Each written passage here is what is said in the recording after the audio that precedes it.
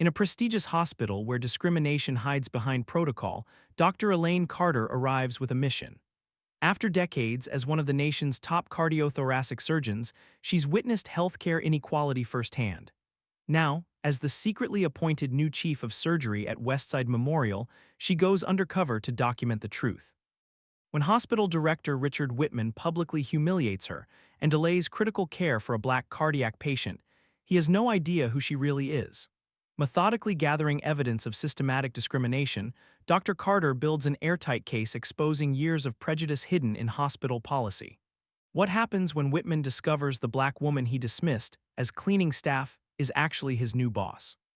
A powerful story of dignity over revenge, justice over retaliation, and one woman's strategic fight to transform a broken system. When discrimination threatens lives, sometimes the most powerful medicine is truth. Has discrimination in healthcare affected someone you know? Share your experiences in the comments below and join the conversation about healthcare equality for all Americans. Don't forget to like and subscribe for more powerful stories of justice served. Dr. Elaine Carter stood in front of her bathroom mirror, carefully removing her chief of surgery pin from her white coat. Her fingers, steady from decades of cardiothoracic surgery, traced over the embossed letters. Today would begin her most unusual professional strategy, a week of anonymous observation at Westside Memorial Hospital before officially starting her role. Undercover boss, she chuckled to herself, though her intent was deadly serious. At 58, Dr. Carter had become a legend in her field, pioneering minimally invasive valve replacement techniques and authoring landmark research that changed industry protocols. But her approach to leadership had always been hands-on. The alarm clock read 5:15 a.m., perfect timing to observe the night-to-day shift transition. She tucked her credentials deep into her purse and opted for comfortable slacks and a simple blouse, respectable but deliberately unremarkable. Her naturally silver-streaked hair, usually pulled back in a professional bun, now fell loosely around her shoulders. As she drove toward Westside Memorial, memories of her journey surfaced, growing up in rural Georgia with her grandmother after her parents' early death, working extra shifts at a diner to afford community college, the scholarship that changed everything, and always her grandmother's voice. Excellence is your entrance ticket, but integrity is how you stay in the room. Elaine had learned early that as a black woman in medicine, she would need to be twice as prepared, twice as careful, and twice as determined. The habit of meticulous documentation had served her well, from medical school at Howard University through her residency at Johns Hopkins and her tenure as head of cardiothoracic surgery at Massachusetts General. When Westside Memorial's board member Sarah Thompson had personally recruited her, the opportunity had seemed perfect. The hospital had excellent facilities but troubling patient outcome disparities. The board wanted change, and Elaine specialized in institutional transformation. She pulled into the visitors' parking lot rather than the reserved space that would soon be hers. Opening her purse, she removed a small, leather-bound notebook, her grandmother's gift when she entered medical school. Inside, the front cover was written, "Observe well before you operate." "Still following your advice, Grandma," she whispered. The hospital's entrance was less busy at this hour. A tired-looking security guard barely glanced at her visitor pass. She took the main elevator to the surgical floor, noticing immediately how the overnight staff jumped when the doors opened, then relaxed when they saw it wasn't someone they needed to impress. "Just looking for the cafeteria," she said with a smile. "Third floor, but nothing good until 6:30, a nurse replied kindly, returning to her charting. Elaine moved through the hospital like a ghost, observing everything, the missing safety protocols in some units, how certain patients were clustered together while others received private rooms, the way some staff spoke differently to patients depending on their appearance or insurance status. By 8 a.m., she had filled 3 pages with observations. The morning hustle had begun, and she found herself near the nurse's station on the cardiac floor, her future domain. A young nurse with Rodriguez on her badge struggled with an alarming stack of charts while simultaneously answering phones. "Excuse me," Elaine approached. "Is there someone who could help you with those?" The nurse looked up, surprised. "We're short-staffed today, again," she sighed. "Are you looking for a patient?" "Just observing hospital operations. I'm considering a position here." "Not a lie, just not the whole truth." "Well, if you're thinking of joining, we could use the help," Rodriguez said, handing over a ringing phone with an apologetic smile. Elaine took the call, handling it efficiently. "I used to be a unit secretary in college," she explained, though in truth she'd managed entire hospital departments. As she helped organize the station, she listened carefully to staff conversations, noticing names that appeared repeatedly. Dr. Richard Whitman, the hospital director, seemed particularly prominent and not in flattering contexts.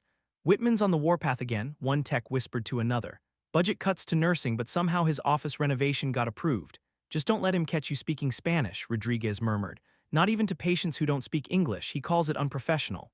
Elaine made another note, then glanced at the surgical schedule posted nearby. 3 cardiothoracic procedures today, 2 valve replacements and a bypass, all scheduled with shocking turnaround times.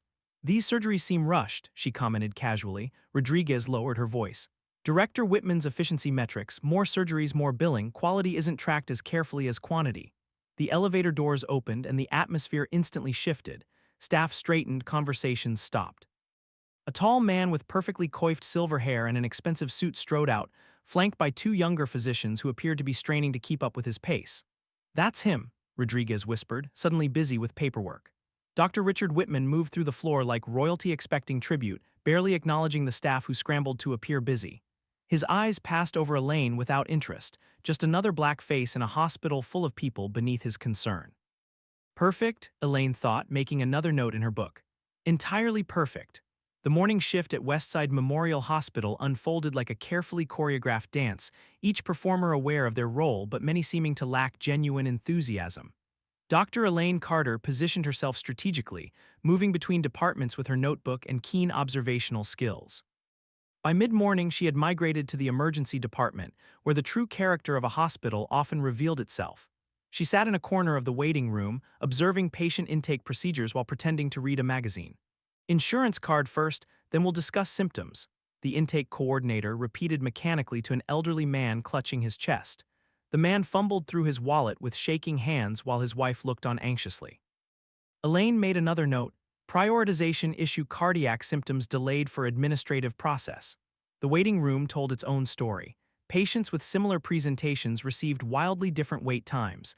Those with private insurance or those who knew to mention certain keywords were ushered back promptly. Others waited hours. Elaine documented each discrepancy with clinical precision. At 11:30, she ventured to the cafeteria, selecting a simple salad and finding a table with clear sightlines to the staff seating area. Hospital hierarchies were always visible in cafeteria arrangements, doctors rarely mingling with nurses, administrators keeping to themselves. "Mind if I join you?" Elaine looked up to find Nurse Rodriguez, tray in hand. "Please do." "Still considering that position?" Rodriguez asked, sitting down. "Very much so," Elaine replied, "though I've noticed some concerning patterns." Rodriguez glanced around before leaning forward. "Like what?" "Inconsistent patient care protocols. Staffing imbalances, unusual resource allocation." "You noticed all that just walking around?" Rodriguez seemed impressed. "I've worked in healthcare a long time," Elaine said simply. She hesitated, then added, "I also noticed some staff seem uncomfortable around the hospital director." Rodriguez's posture stiffened. "Dr. Whitman has strong opinions about how things should run, such as which patients deserve priority care, which staff deserve respect." Rodriguez pushed her food around. "Let's just say if you're not his type, your career trajectory changes." "His type? White male from the right schools," Rodriguez shrugged. "The rest of us hit glass ceilings pretty quickly here. Has anyone filed complaints?" A bitter laugh. "3 nurses did last year. All were transferred to night shifts within a month. One eventually quit." "Any documentation of these incidents?" Elaine asked, the investigator in her emerging. "Nothing official," Rodriguez hesitated. "Though some of us keep records just in case." Their conversation paused as a commotion erupted near the cafeteria entrance. Dr. Whitman had arrived with his entourage, loudly discussing budget allocations. "Cut the diversity initiative funding," he was saying. "It's not bringing us productive hires anyway," Rodriguez grimaced, speaking of strong opinions. After lunch, Elaine continued her rounds, noting outdated equipment in departments serving predominantly minority patients, while other areas featured state-of-the-art technology. She photographed discreetly with her phone, documenting each disparity. By mid-afternoon, she found herself in the cardiology wing, where a young resident name tag reading Jenkins was carefully explaining a procedure to an elderly black patient. "The director scheduled you for a standard stent, Mr. Washington," Dr. Jenkins was saying, "but I think your case warrants considering a newer approach that might." "Jenkins," Dr. Whitman appeared suddenly, his face flushed. "Why are you still with this patient? You have 4 more to see before rounds." "I was explaining the procedural options, sir," Jenkins replied, standing straighter. "There are no options. We follow standard protocols for standard patients." Whitman glanced dismissively at Mr. Washington. "Efficiency is key to this department's success." "But sir, his arterial blockage pattern suggests." "Are you the attending physician?" "No." "Did you graduate from medical school 3 months ago?" "Yes." Whitman's voice dripped condescension. Follow the established protocols for these cases and move on. Elaine watched Jenkins' face fall as Whitman departed. The young doctor turned back to the patient. I'm sorry, Mr. Washington. Not your fault, son, the elderly man replied kindly. I've seen his type before. After Whitman left, Elaine approached Jenkins. Difficult situation, she commented. Jenkins looked up startled. Oh, are you from administration? Just observing hospital operations, Elaine replied smoothly. That patient's case seemed to concern you. Jenkins hesitated, then spoke quietly. Mr. Washington's arterial patterns would benefit from the newer bioresorbable stents, but those are usually reserved for. He trailed off. For, Elaine prompted. For patients with premium insurance or those in Dr. Whitman's VIP program, Jenkins finished reluctantly. Is that documented anywhere, this differentiation in care standards? Not officially, but the surgical schedules and equipment requisitions tell the story. Jenkins glanced at her notebook. Are you some kind of auditor? Just thorough, Elaine replied with a small smile. By 5 p.m., Elaine had filled nearly 30 pages with observations, each more troubling than the last. She was preparing to leave when emergency alarms sounded. Without thinking, she followed the rush of medical personnel toward the commotion in the ER. A trauma case had arrived, car accident victim with significant chest injuries. As the team worked frantically, Elaine observed critical lapses in the trauma protocol. When a staff member called for a thoracic specialist, the response came back, none available until morning. Elaine knew that wasn't acceptable. The patient's condition was deteriorating rapidly. She remained in the shadows, watching as the team struggled, knowing tomorrow would bring a confrontation she hadn't planned but could no longer avoid. As she drove home that evening, she reviewed her notes, methodically organizing her observations into categories: patient care disparities, staff treatment issues, resource allocation problems, and protocol violations. Each would require different strategies to address. One more day of observation, she told herself. Then it's time for action. The next morning arrived with a somber gray sky, matching Dr. Elaine Carter's resolve. She dressed more professionally today, still no white coat, but a tailored pantsuit that commanded respect while maintaining her anonymity. Her leather notebook, now filled with meticulously documented observations, sat ready in her bag. She arrived at Westside Memorial at 6:30 a.m., timing her entrance during shift change when security was often distracted. The hospital corridors hummed with the familiar rhythm of healthcare. The beeping of monitors, the squeak of non-slip shoes, the hushed conversations of staff preparing for handoff. Elaine made her way to the emergency department first, having identified it as the area with the most critical protocol inconsistencies. The overnight staff looked exhausted, many having pulled double shifts due to staffing shortages she'd documented the previous day. Excuse me, she approached the charge nurse, a tired-looking woman in her 40s. I noticed yesterday that your trauma response protocols differ from current medical standards. Is there documentation for these modifications? The nurse glanced around nervously. We follow Dr. Whitman's approved procedures. Who did you say you were again? I didn't, Elaine replied calmly, noting the nurse's badge for later follow-up. I'm particularly interested in chest trauma protocols given yesterday's incident. You mean the MVA patient? He was transferred to county, the nurse said, her voice dropping. We weren't equipped to handle his injuries. Elaine made a note. County is 40 minutes away. His condition indicated immediate intervention. Direct orders from administration. We don't challenge those. The nurse turned away, clearly uncomfortable with the conversation. At 7:45 a.m., emergency alerts sounded throughout the department. Elaine stepped aside as staff rushed to prepare a trauma bay. She overheard snippets of information: elderly male, possible heart attack, unconscious at arrival. Through the commotion, she observed the intake process. The patient, a black man in his 70s, arrived on a stretcher, his breathing labored. The paramedics reported chest pain, loss of consciousness, and concerning ECG changes. A classic STEMI presentation requiring immediate intervention. Yet from her position near the nurse's station, Elaine watched with growing concern as the patient was classified as non-urgent and moved to a secondary bay. No cardiology consult was called. Excuse me, she approached the attending physician, a young doctor who appeared overwhelmed. That patient's presentation indicates myocardial infarction. Shouldn't cardiology be notified? The doctor glanced at her with confusion. Who are you? Someone concerned about protocol violations, she replied firmly. That patient needs immediate intervention. Look, Dr. Whitman's procedures require complete insurance verification before specialty consults for non-established patients, the doctor explained quietly. We're following procedure. You're following potentially fatal procedure, Elaine countered, her voice calm but authoritative. That man could die waiting for insurance verification.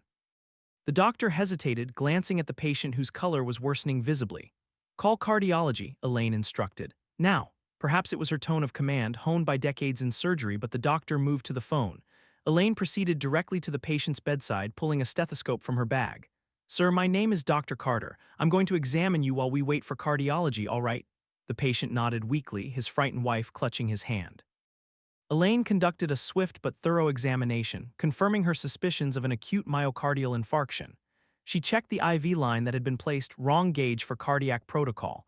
She adjusted the oxygen, noting the patient's saturation immediately improving. This man needs catheterization immediately, she announced to the nurse who had approached. Where's the cardiac response team? Dr. Whitman hasn't approved.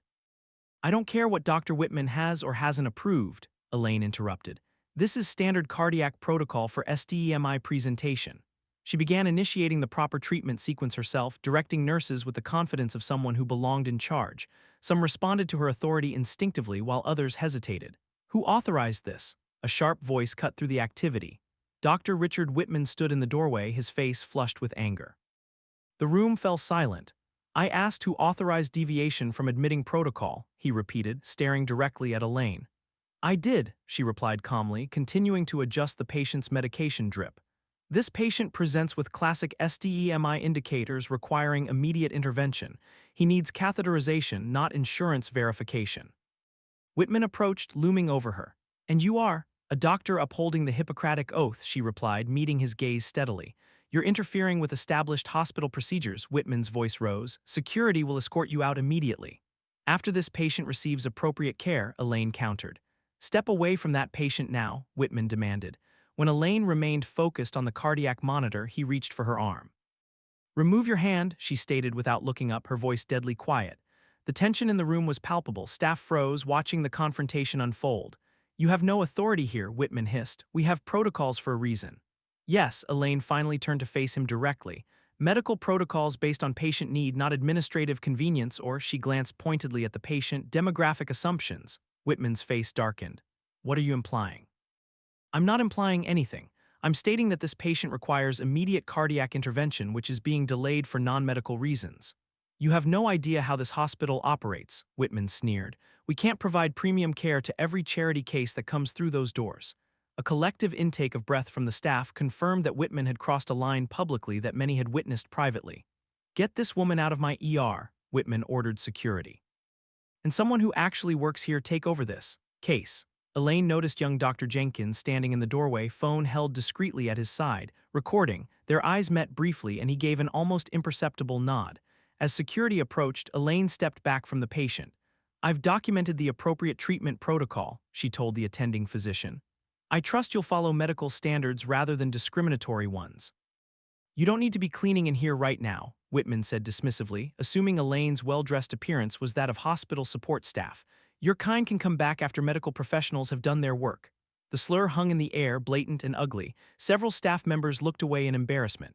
My kind, Elaine repeated calmly, pulling out her phone and pressing record. Would you care to elaborate on that statement, Dr. Whitman? Whitman seemed to realize he'd overstepped, but rather than retreat, he doubled down. Hospital personnel without medical credentials interfering in patient care. Security, remove her now. Two security guards approached uncertainly. Elaine gathered her bag calmly. I'll leave voluntarily, but be aware this incident has been documented. Are you threatening me? Whitman stepped closer, his finger jabbing toward her face. I'm informing you of facts, Elaine replied, unmoved. Just as I'll be informing appropriate medical oversight boards of the substandard and discriminatory practices I've observed here. You'll be blacklisted from every hospital in this city, Whitman threatened. Who do you think they'll believe, me or some random black woman who wandered in off the street? Another damning statement, another round of uncomfortable glances from staff. Dr. Jenkins' phone remained steady, capturing every word. As security escorted her toward the exit, Elaine noticed Nurse Rodriguez watching with wide eyes. She gave the nurse a reassuring nod. Wait, called the patient's wife, rushing after them. She was helping my husband when no one else would. Ma'am, return to your husband, a security guard instructed kindly. But she. It's all right, Elaine told the woman.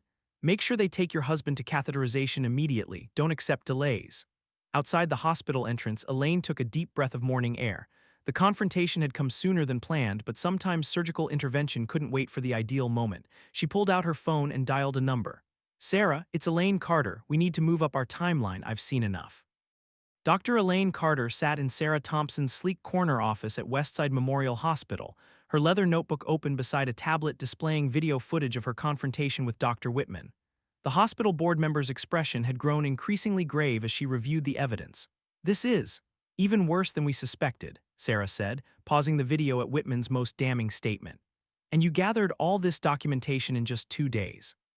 Systematic observation reveals patterns quickly when they're this pervasive," Elaine replied, opening a spreadsheet on her laptop. "I've cataloged 47 distinct protocol violations, 23 instances of discriminatory resource allocation, and 16 cases of direct verbal discrimination by senior staff." Sarah leaned forward, examining the methodically organized data. "You've categorized everything by department, severity, and administrative accountability. Precision matters in diagnostics, institutional or medical," Elaine said. "Each observation is time-stamped, geotagged within the hospital, and cross-referenced with applicable medical standards and hospital bylaws." Dr. Jenkins entered the office, closing the door quietly behind him. The young resident looked nervous but determined. "Thank you for coming, Dr. Jenkins," Elaine greeted him. "Your recording provided crucial evidence." "I've been documenting issues for months," he admitted, placing a USB drive on the desk. "Patient outcomes, resource disparities, staff treatment organized by date, department, and impact severity." Elaine nodded approvingly at his systematic approach. "Have you experienced personal discrimination?" "Not directly, I'm too useful as Whitman's token diversity hire from Howard Medical," Jenkins replied. "But I've witnessed it consistently. I've compiled video documentation, patient outcome statistics, and staff incident reports from the past year." Sarah inserted the drive into her computer, scanning the meticulously organized folders. "This is comprehensive. Why haven't you reported this before?" "I submitted 3 formal complaints through proper channels," Jenkins explained. "Each was marked resolved with no action taken. After the third, my surgical privileges were temporarily adjusted for additional training requirements." "Classic suppression tactic," Elaine noted, adding this to her documentation. "What changed your mind about coming forward now?" "You did," Jenkins said simply. "Yesterday was the first time I've seen someone stand up to Whitman without flinching, when you prioritized that patient's care over his intimidation. I realized I needed to make a similar choice." A knock at the door preceded Nurse Rodriguez's entrance. She carried a thick manila folder. "The staff records you requested Ms. Thompson," she said, placing the folder on the desk. "And I brought these as well." She produced a small notebook from her pocket. "My personal documentation of incident patterns, dates, times, witnesses, patient outcomes, indexed chronologically with cross-references by department and staff involved." Elaine smiled at the nurse's methodical approach. "You've been documenting all along. I track everything: staff reassignments following complaints, patient transfer patterns, resource allocation discrepancies. 4 nurses and 3 techs contributed their observations. We've established a clear correlation between patient demographics and care quality metrics." Sarah examined the collected evidence, her expression hardening. "This is systematic institutional discrimination, not isolated incidents." "Precisely," Elaine confirmed. "Which requires a systematic institutional response. I've developed a 3-phase strategy." She opened a new document on her laptop, displaying a detailed flowchart. "Phase 1, documentation and verification. We've largely completed this with our combined evidence. I recommend 2 additional steps. First, a statistical analysis of patient outcomes by demographic factors, controlling for presentation severity and comorbidities. Second, financial audit tracking resource allocation against patient demographics." "I can access those databases," Sarah confirmed. "What's Phase 2? Intervention and accountability. We file formal complaints with 3 separate oversight bodies simultaneously: the Hospital Board's Ethics Committee, the State Medical Licensing Board, and the Federal Office of Civil Rights. This creates multiple parallel accountability tracks that cannot be easily dismissed." "And if Whitman retaliates?" Jenkins asked. "We've documented enough for a preemptive injunction against staff reassignments," Elaine explained. "Any retaliatory action will strengthen our case while being legally constrained." "Phase 3, Sarah prompted. "Structural reform." Elaine displayed the final section of her plan. "Complete protocol revision, staff retraining, implementation of equity metrics in performance evaluation, and establishment of protected reporting channels. Each with clear timelines, accountability assignments, and success metrics." The room fell silent as they absorbed the comprehensive strategy. "This is impressive," Sarah finally said, "but Whitman has powerful allies on the board and in the medical community. He'll fight back." "I'm counting on it," Elaine replied calmly. "His defensive reactions will reveal more than our investigations ever could." Nurse Rodriguez looked uncertain. "What about staff who come forward? Our jobs are references." That's why we establish multiple layers of whistleblower protection, Elaine answered. Every staff member who provides documentation receives legal protection. I've prepared individual files securing their evidence independently with timestamp verification through blockchain encryption. You've thought of everything, Jenkins said with admiration. Not everything, Elaine admitted. Whitman will likely attempt character assassination against key witnesses. We need to prepare for that with preemptive credibility establishment. Sarah nodded. I'll schedule an emergency board meeting for tomorrow morning. We should move quickly. One more thing, Elaine said, pulling out her phone. I'd like to check on yesterday's cardiac patient, Mr. Johnson. Did he receive proper intervention after I left? Jenkins grimaced. Eventually. Whitman delayed catheterization for another 15 minutes while arguing about insurance verification. I finally called the cardiac team myself. Patient outcome, stable but with more damage than necessary. The delay cost him approximately 15% of cardiac function. Elaine made a note. Document that assessment formally, it will be critical evidence. What about your official position? Sarah asked. You were supposed to start next week as chief of surgery, but after yesterday's confrontation. I think it's time to accelerate that timeline, Elaine replied. Prepare the announcement for immediately after tomorrow's board meeting. Let's use the surprise factor strategically. Whitman will be furious, Rodriguez warned. Good, Elaine said simply. Emotional reactions lead to tactical errors. I'm counting on that. As the meeting concluded, Elaine organized their collective documentation into a master database, creating redundant secure copies for each participant. Tomorrow will be challenging, she told them. But remember, we're following proper protocols, documenting thoroughly and prioritizing patient care. We have nothing to hide and everything to support. After the others left, Sarah lingered. Why this approach, Elaine? You could have simply started as chief of surgery and made gradual changes. Elaine closed her grandmother's leather notebook carefully. Some infections require aggressive treatment before they spread further. Gradual change means more patients harmed while we move slowly. Medicine taught me that timing is often as important as technique. She stood, gathering her materials with practiced efficiency. The hospital needs systemic antibiotics, not a bandage. I intend to provide exactly that. The emergency board meeting of Westside Memorial Hospital convened at 7:30 a.m. in the imposingly formal Douglas conference room. 10 board members sat around a mahogany table, expressions ranging from curious to concerned as Sarah Thompson distributed sealed folders stamped confidential, internal investigation in bold red letters. Before we begin, Sarah announced, I'd like to introduce our recently appointed chief of surgery, Dr. Elaine Carter. Elaine entered the room with measured steps, now wearing her white coat with credentials clearly displayed. A murmur of surprise rippled through the room. Some of you may recognize Dr. Carter from yesterday's incident in the emergency department, Sarah continued. What you may not know is that she was conducting a systematic evaluation of hospital operations prior to officially beginning her role. Board Chairman William Hargrove frowned. Ms. Thompson, this is highly irregular. Dr. Whitman should be present for any discussion of hospital operations. Dr. Whitman has been invited to present his perspective at 9:00 a.m., Sarah replied smoothly. But first, the board needs to review the documentation independently. Elaine stepped forward. I've prepared a comprehensive analysis of operational patterns observed during my assessment period. She connected her laptop to the room's display system, bringing up a meticulously organized dashboard.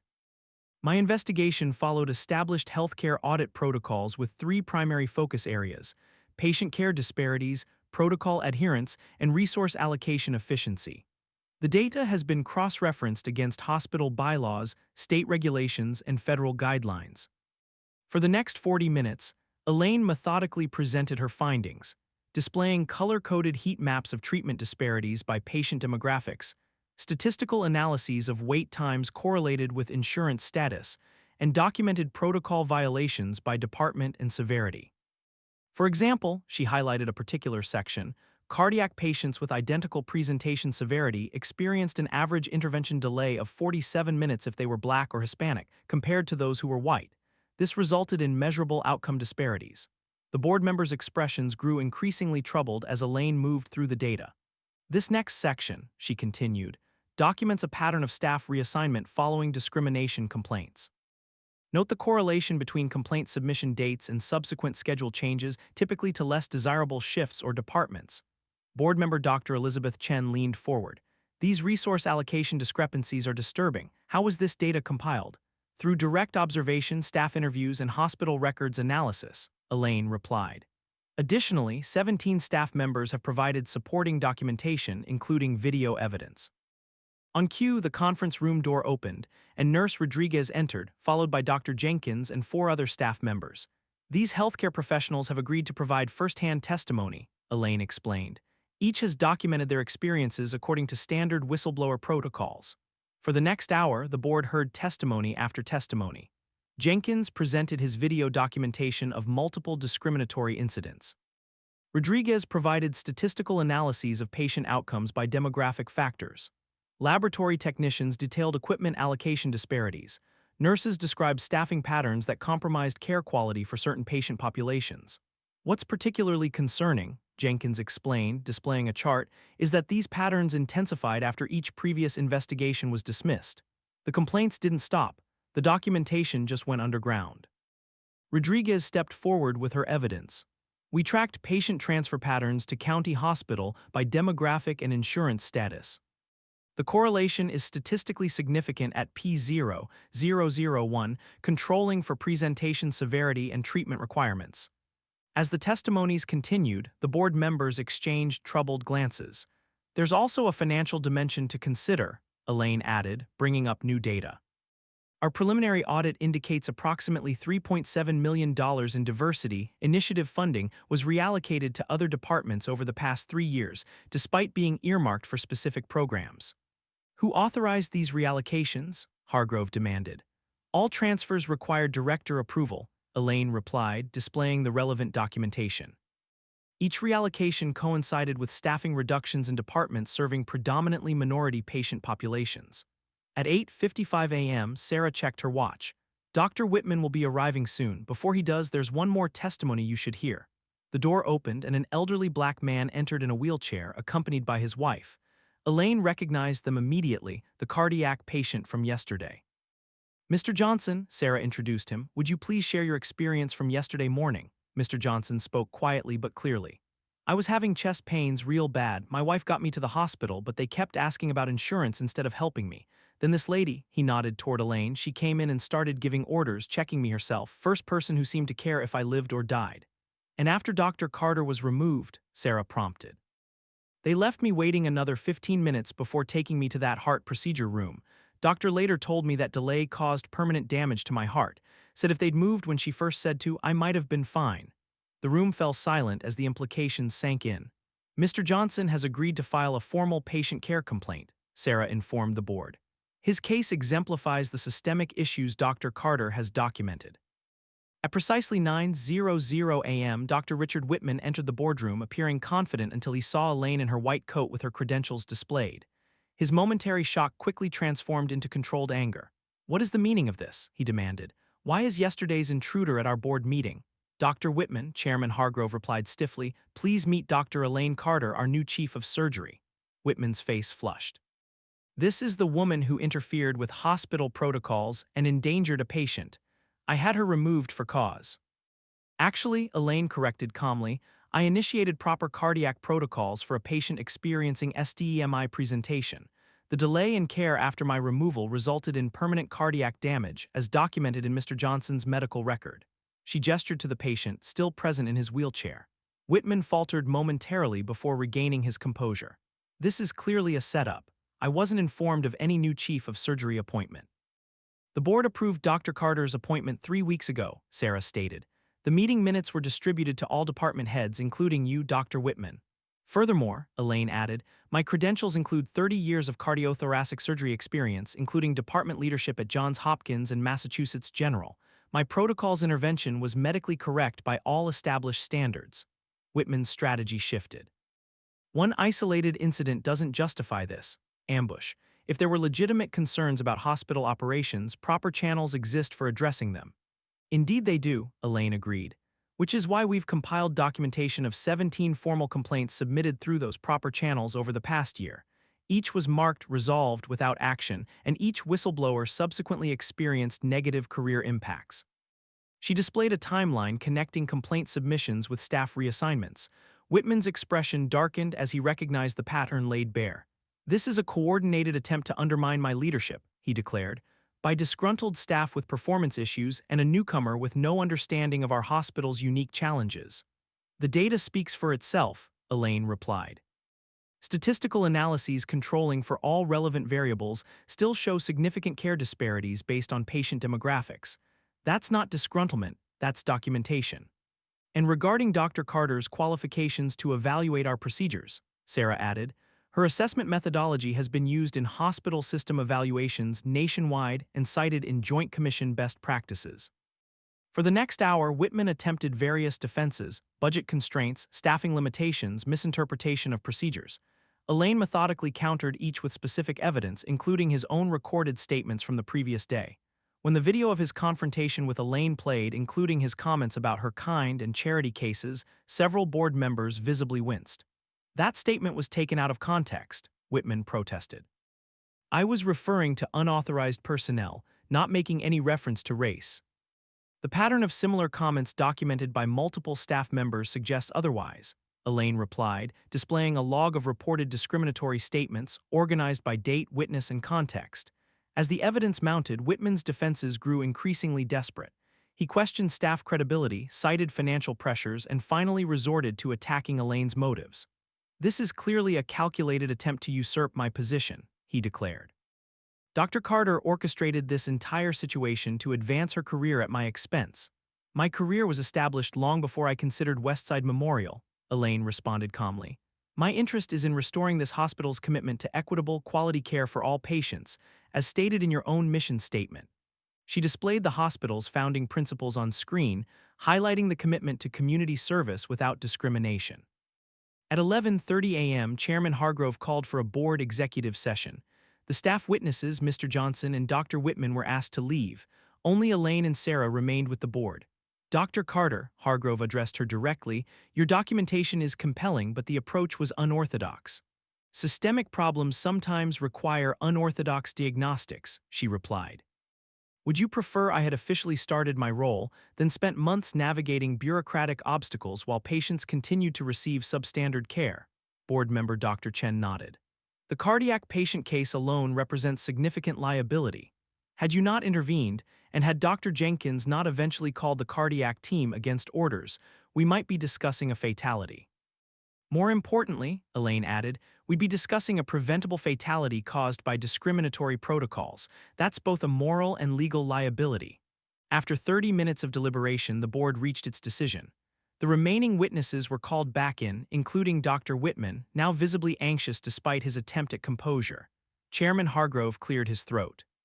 Based on the evidence presented, the board has voted unanimously to place Dr. Whitman on administrative leave pending a full investigation by an independent ethics committee. Dr. Carter will assume temporary oversight of hospital operations effective immediately. Whitman's face contorted with anger. This is a railroading. You haven't even verified these accusations. The statistical data has already been independently verified, Hargrove replied firmly. And your recorded statements speak for themselves. I'll fight this, Whitman threatened. I have connections throughout the medical community. As do I, Elaine replied quietly. The difference is, mine are built on medical excellence rather than discrimination. I look forward to the independent investigation's findings. As Whitman stormed out, the witnesses exchanged cautious looks of relief. The investigation had only just begun, but the first crucial step toward systemic change had been taken. The week following Dr. Whitman's suspension moved at a relentless pace. Dr. Elaine Carter operated with surgical precision, implementing immediate protocol standardizations while the independent investigation proceeded. By Thursday morning, hospital staff had begun adapting to the new leadership approach, evidence-based, transparent, and equitable. At precisely 9:00 a.m., the Westside Memorial Hospital boardroom filled for what promised to be a pivotal meeting. Independent investigators, legal counsel, HR representatives, and key department heads assembled alongside board members. Dr. Whitman arrived with his attorney, his previously confident demeanor replaced by carefully controlled tension. Chairman Hargrove called the meeting to order. Today we review the independent investigation's findings and determine appropriate actions. Dr. Carter, as acting hospital director, would you begin? Elaine stood, activating a comprehensive dashboard on the main display.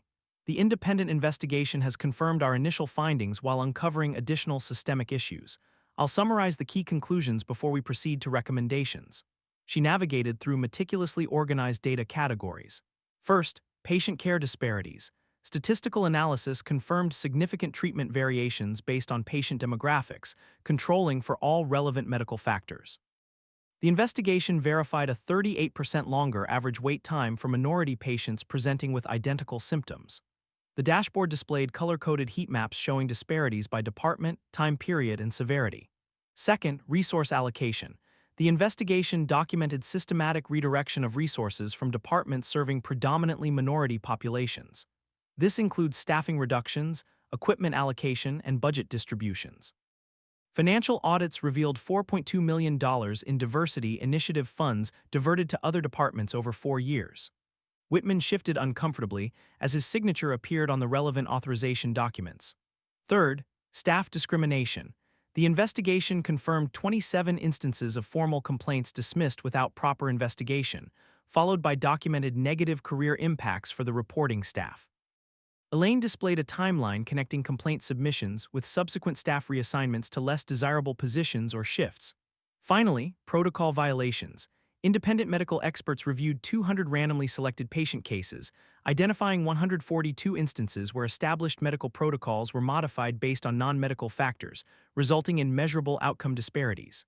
She paused, allowing the weight of evidence to settle across the room. The complete findings are detailed in the reports before you.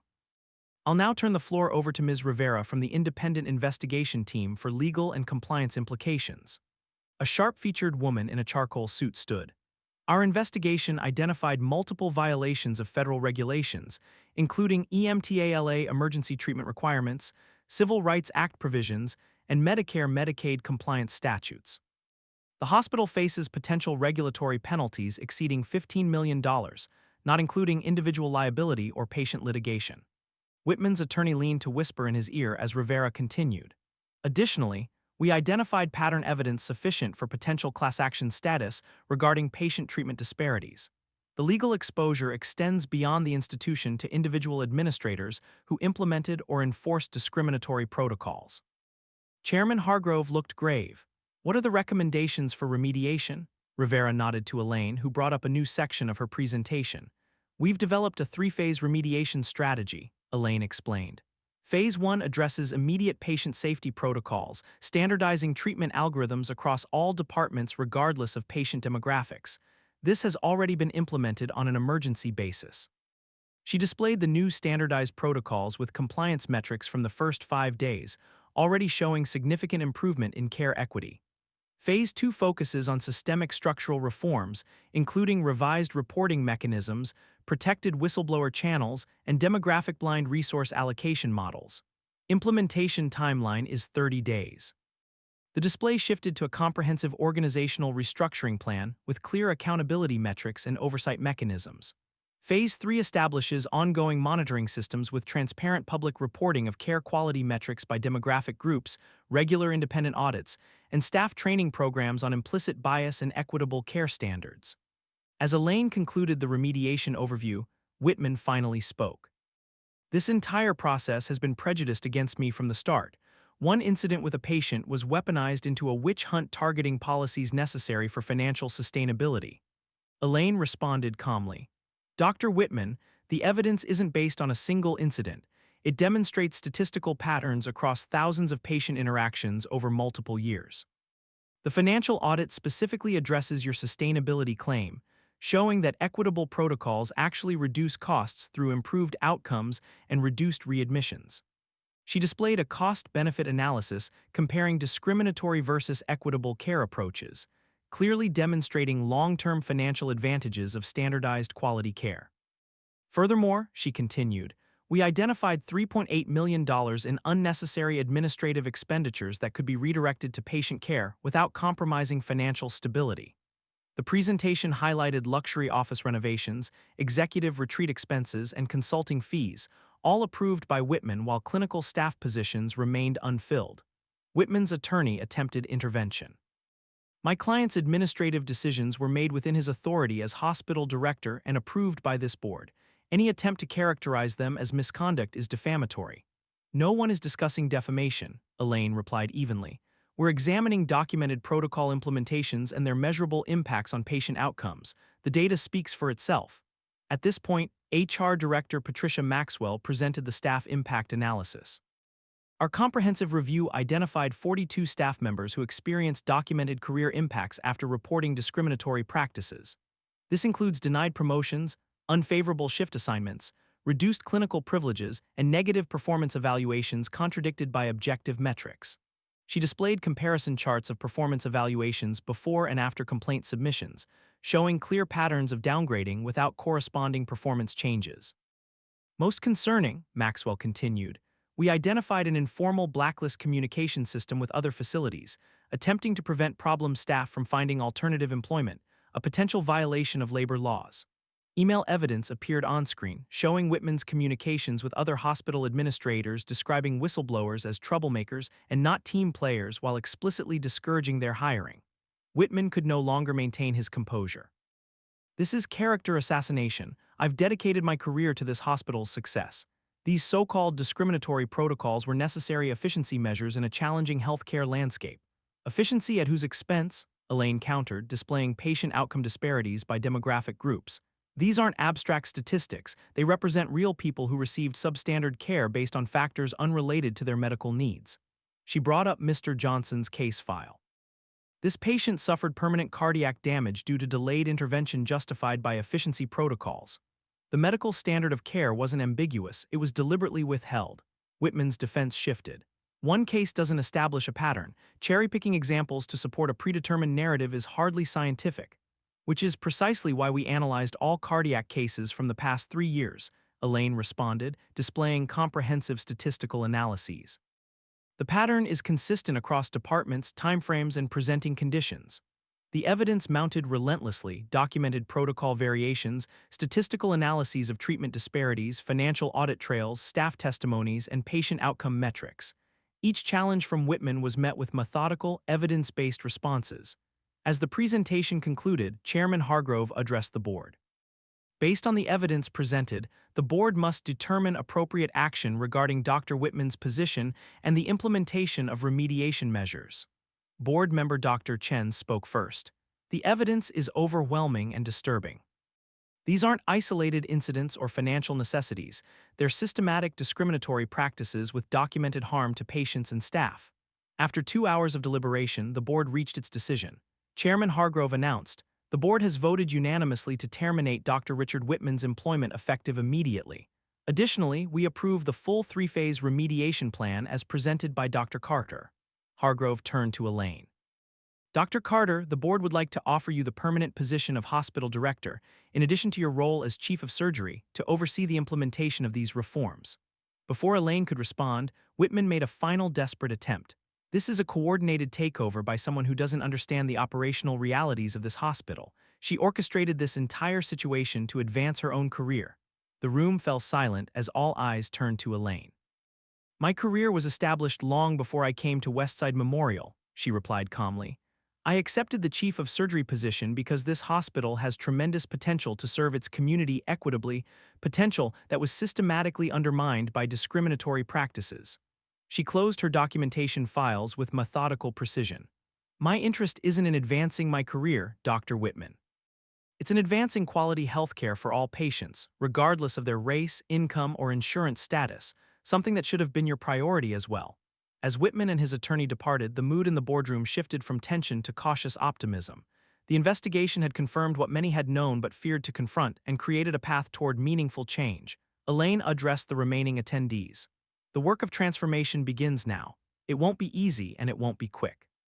But we have the evidence, the expertise, and now the mandate to create lasting change. She opened a new presentation titled Westside Memorial, Restoration and Renewal. Let's get started. 6 months after the board meeting, Westside Memorial Hospital pulsed with renewed energy. Dr. Elaine Carter stood at the podium in the newly established community care hall, addressing a diverse gathering of staff, patients, and community members for the quarterly transparency meeting, one of many institutional reforms implemented under her leadership. Welcome to our third quarterly review, Elaine began, activating a clear data dashboard on the display behind her.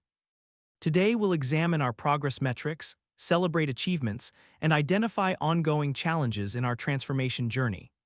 The screen displayed color-coded performance indicators organized by department, with trend lines showing improvement trajectories. First, patient care equity metrics. Our standardized treatment protocols have reduced demographic-based disparities in emergency response times by 87%. Cardiac intervention timing now shows no statistically significant variation based on patient demographics, a critical achievement. She highlighted a section showing before and after comparisons of treatment response times. The disparities that once showed clear racial patterns now flattened into consistent quality care regardless of patient background. Second, resource allocation. Our new demographic blind distribution model has realigned staffing and equipment based solely on medical need and patient volume. All departments now meet or exceed industry standards for resource adequacy. The next slide showed staffing ratios, equipment availability, and department budgets, each now proportionate to patient needs rather than insurance profiles. Third, our anonymous reporting system has processed 47 improvement suggestions and 12 protocol concerns, each addressed within our 72-hour response window. Most importantly, follow-up surveys show no negative career impacts for those utilizing the system. Nurse Rodriguez, now heading the newly established Staff Advocacy Committee, nodded in confirmation from her seat in the front row. Finally, our community engagement initiatives have increased outreach clinic participation by 64%, with particular growth in underserved neighborhoods. The mobile screening program has detected 37 early-stage conditions requiring intervention, potentially life-saving early catches.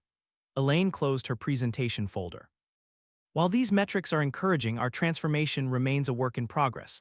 I'll now open the floor for questions, concerns, and suggestions. For the next hour, she fielded inquiries ranging from technical protocol adjustments to community partnership proposals. Unlike previous administrations, every question received direct, transparent responses, even the challenging ones. As the formal meeting concluded, Elaine moved through the crowd, engaging with staff and community members. She stopped beside Mr. Johnson, the cardiac patient whose case had catalyzed the investigation, now volunteering with the hospital's patient advocacy program. "How are you feeling, Mr. Johnson?" she asked. "Better every week, doctor," he replied. "That cardiac rehab program you started has made a real difference, and knowing my experience helped change things for others, that's the best medicine." Elaine nodded, understanding the healing power of meaningful impact. "Your willingness to come forward made this possible."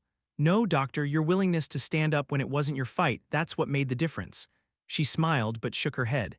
"It was always my fight, Mr. Johnson. Quality healthcare isn't a privilege for some, it's a right for all." After the meeting, Elaine returned to her office, deliberately smaller than Whitman's former space, with the saved square footage repurposed for an expanded staff wellness center. Dr. Jenkins awaited her with the latest research protocols. "The new cardiology approach you implemented is showing remarkable results," he reported, displaying patient outcome metrics. "Standardizing the bioresorbable stent protocol regardless of insurance status has reduced readmission rates by 23%. "And the financial impact?" Elaine asked, always mindful of sustainability. "That's the most impressive part," Jenkins replied, bringing up the cost analysis. "Despite initially higher intervention costs, the reduced readmissions and complications have generated net savings of $840,000 this quarter alone." "Document that thoroughly," Elaine instructed. "It's crucial evidence that equitable care is also financially sustainable." Jenkins nodded. "The new mentoring program launches next week. We have 32 minority medical students matched with senior practitioners, including 7 from my alma mater." "Excellent. Diversifying our future physician pipeline is essential for long-term institutional change." A knock at the door preceded Nurse Rodriguez, carrying updated protocol compliance reports. "The independent audit results just arrived," she announced. 97.4% protocol adherence across all departments, with no statistically significant variations by patient demographics. "And staff satisfaction metrics?" Elaine asked. "Up 42% from baseline.